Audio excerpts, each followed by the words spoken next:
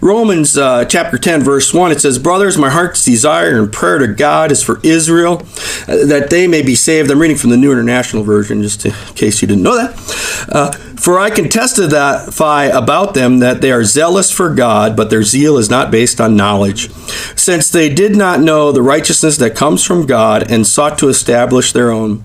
They did not submit to God's righteousness.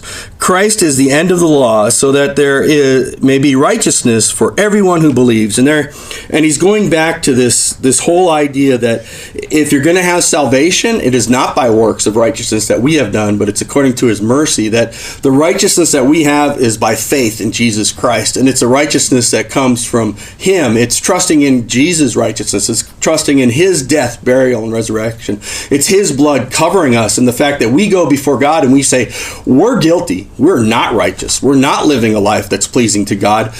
God cleanse us from that. We need Jesus. We need his salvation. And by faith, accepting his righteousness that comes from him. Verse 5 says, "Moses described in this way righteousness that is by the law. The man who does those things will live by them, but the righteousness that is by faith," he says, "do not say in your heart who will ascend to heaven." That is to bring Christ down. Or who will descend to the depths? That is to bring Christ up from the deep. But what does it say? The word is nigh you. It is in your mouth. It is in your heart.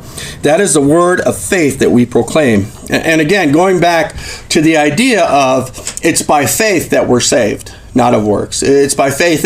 And that's a real stumbling block for a lot of people to accept, because there's many people that they want to maybe clean up their lives before they come to the Lord. Oh, God's not going to accept me the way I am. I have to stop this. I got to do this. I got to go. No, you just come to him as you are.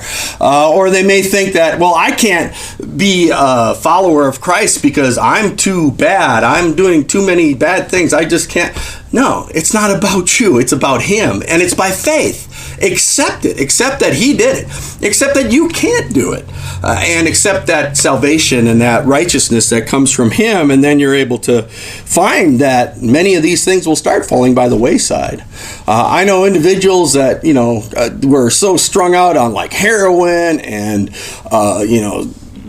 going out so stoned on their motorcycle and watching their spouse get killed as they got thrown into a grill of a car and just horrible. Go rob a gas station. This is just one individual I'm thinking of. Rob the gas station and comes out and then try to cover up what he did and set someone's house on fire and all this kind of stuff. And now, perfectly clean, serving the Lord, walking and helping people that are living on the streets and in the living outside with homeless people and things like that, and has a place where he's helping people. It's amazing what God can do when you let him do it. And then it goes on, and this is one of the things I want to focus in on right here, is where it says that he says the word is nigh you, even in your mouth. So it's something you need to speak forth. And then verse 9, and this is the one I want to focus in on, that if you confess with your mouth Jesus is Lord, and believe in your heart that God raised him from the dead, you will be saved. For it is with your heart that you believe and are justified, and it is with your mouth that you confess and are saved. And so here, this is one of those great ones, in Romans. I've talked about Romans Road when we first started looking at Romans. This is one of those that will be taught to individuals to be able to share with someone else when you're talking about salvation. Confessing with your mouth Jesus as Lord, and believing in your heart that God has raised him from the dead, and you're going to be saved. And it kind of just breaks down the whole idea of salvation into a simple sentence, basically. This is it. Now, confessing Jesus as Lord is more than just words of your mouth. It's a little more than that. There's a little more power in that. And what I mean by that is, there's individuals that can say, here's some just crazy lunatic that talks about Jesus or talks about God or something, and they go do crazy things, and they're doing things that are obviously against God. There's people like that out there. Sometimes they have words that sound. There's individuals like Jehovah's Witnesses and Mormons that change who God is, change who Jesus is, and they may talk about Jesus as Lord, but they're not really accepting him as he is. And confessing Jesus as Lord is more than just that thing, saying Jesus is Lord, but it's letting Jesus be Lord of the very words you say. one of the ways that we confess Jesus is Lord is that we change the way that we talk. We start to look at ways that we can edify other people. We start to look at ways that we can encourage other people. We start to look at ways that we can say things that are pleasing to God. We start to watch the way we speak. It's like the idea of using God's name in vain. Using God's name in vain is not just saying GD this or GD that or something like that. That's one way you could do it. But another way is to claim that you know God, claim that you're doing something for God, and do something that's totally opposite of the way God would be. If you're going to say you're a Christian, you should live a life that's pleasing to Him. You should be moving toward that. You should be working on the way you talk. You should be working on the things you do. It's not that we're going to be perfect. It's not that we're going to do everything right. We all fail. Amen. I got to start. Sylvia's here, so I have to raise my hand first. We all make mistakes. We all make bad decisions. We all do that. But we keep moving toward. We press on to the mark of the prize of the high calling of Christ. We fix our eyes on Jesus, the author and finisher of our faith, and we know which way we're going. And so confessing Jesus as Lord, and more than just saying, oh, Jesus is Lord. Yeah, you're gonna start changing the way you talk. Instead of looking at someone that's done you wrong and saying, oh, they did it because of this, and they did it because of that, and that person is so bad, and that teacher is just of the devil, and all these types of things. We start changing the way we talk, and we start saying things that are more pleasing. And we start looking at ways that we can encourage someone and lift someone up. And as I think about the power of our words and the way words can affect things, it's really interesting things. I thought of several different things this week. One of the things I saw was, and it was really interesting to watch. I was at Walmart, and there was a gentleman at the checkout that obviously had some intellectual disabilities, and because I work with individuals like that all the time, it's a little easy to see, and it wasn't too unobvious, but the checker was a younger person that's kind of wasn't real adequate in what they were doing, maybe newer at what they were doing, and they were trying to help. And he bought this box of something, and she tried to put it in the bag, and it was kind of big for the bag, and then she was trying to find a bigger bag, and he's like, no, I don't want that because I'm going to be on the bicycle, so I don't want that.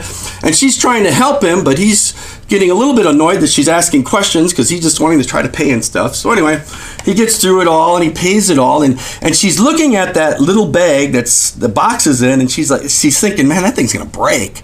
I really need to try to get him at least another bag around it. And she's like, are you sure that's gonna be okay? But he didn't hear her, and he was focusing on putting his money in. And she's like, sir, are you sure that that's going to be all right like that? Do you want some? And he didn't hear her again, and he starts to walk away, and she's really concerned about the fact that he said he was on a bicycle and stuff, and she was really concerned about the fact that, well, that might break out of that bag. So she kind of stops him as he's walking on. She's like, sir, are you sure that's going to be okay? And he got mad at her for stopping him.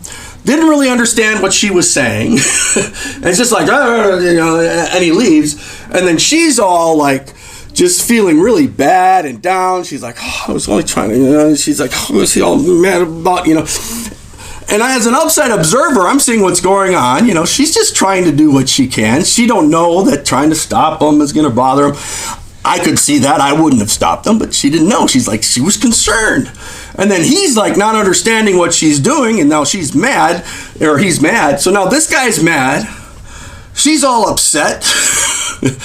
And they were both basically trying to do good things. And it's amazing how sometimes in our lives, misunderstandings, not reading the situation right, can lead to anger, bitterness, sadness, confusion.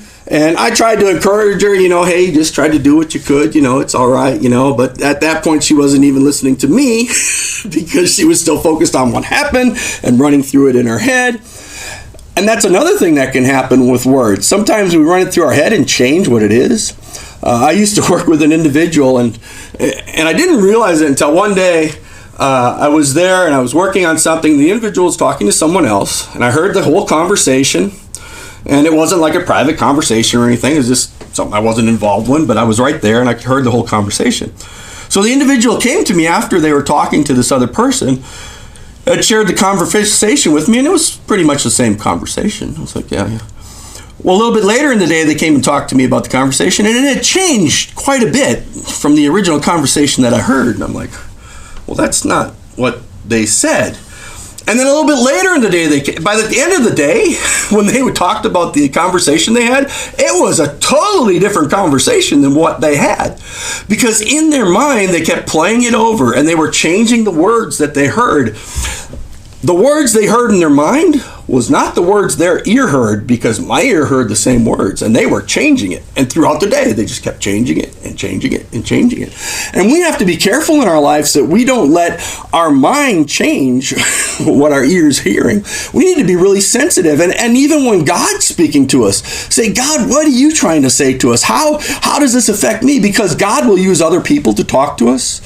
God will use radios and commercials and billboards. You're going to be amazed at how God can speak to us in so many different ways. I mean, and it's really cool, when you're looking for something and you're just waiting for some confirmation or something, and God can do it in so many different ways.